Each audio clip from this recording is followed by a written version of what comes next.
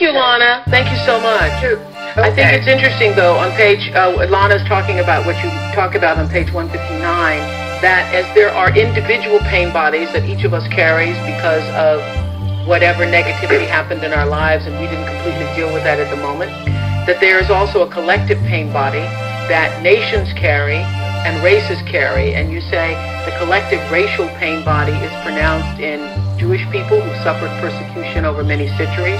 Not surprisingly, it's strong as well in Native Americans whose numbers were decimated, whose culture all but destroyed by the European settlers, and Black Americans too, for whom the collective pain body is pronounced, their ancestors violently uprooted, beaten into submission, and sold into slavery. The foundation of American economic prosperity rested on the labor of 4 to 5 million Black slaves. In fact, the suffering inflicted on Native and Black Americans has not remained confined to those two races, but has become part of the collective American pain body. It is always the case that both victim and perpetrator suffer the consequences of any acts of violence, oppression, or brutality. For what you do to others, you do to yourself. I think that there is not an understanding, and actually Senator Obama in his speech a couple of weeks ago was trying to speak to this. Yes. This collective pain body that America holds. And I think a lot of Americans, number one, don't know it exists and want to deny that it does exist because they say, I didn't have anything to do with slavery. Yes. Or I didn't have anything to do with the Native Americans. Yes. Correct? That's right. Yes. And not to recognize it is what? Is to be in denial of what is the truth. Yes, and then it continues to be there without you knowing it. And, that's right. So that's... Because the recognition of it is the beginning of being able to change it, right? Yes, that's right.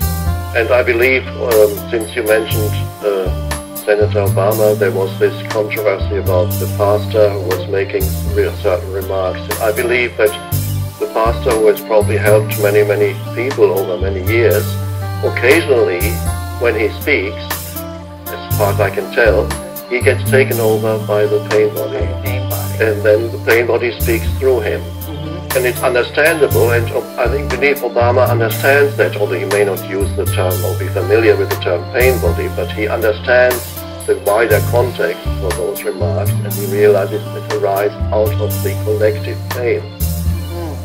So, and once you see that these things arise out of the collective pain, you can see them in a much wider perspective.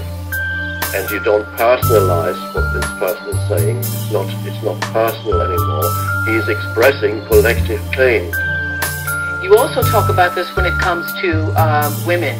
Pretty revolutionary. On page 155, you say, the suppression of the feminine principle, especially over the past 2,000 years, has enabled the ego to gain absolute supremacy in the collective human psyche. Although women have egos, of course, the female form is less rigidly encapsulated than the male and has greater openness and sensitivity toward other life forms.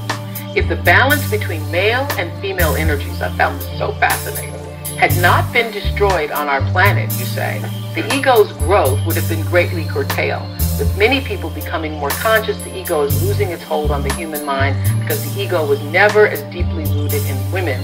It's losing its hold on women more quickly than on men. Yes. Yes. Because, you know what, reading this, as a female, living in the world today, able to make choices and be my own person and express myself, I had forgotten about the years and years of torture and suppression and, killing of women for the most natural things, because you liked animals, because you were a midwife, because you were a woman who wanted to have a voice. Yes. Tortured, killed. Yes. Hundreds of millions of women. Yes. And it's what I'm saying is it's the arising ego. And that happened because of the ego in the male. Yes. Yes. So it's not the male as such. It was the growing ego in the male that saw the feminine principle and the feminine energy as a threat, because it could not fully establish itself in that. You believe we would have had a new Earth a lot sooner if there had been not the suppression of the female? Yes, probably, yes.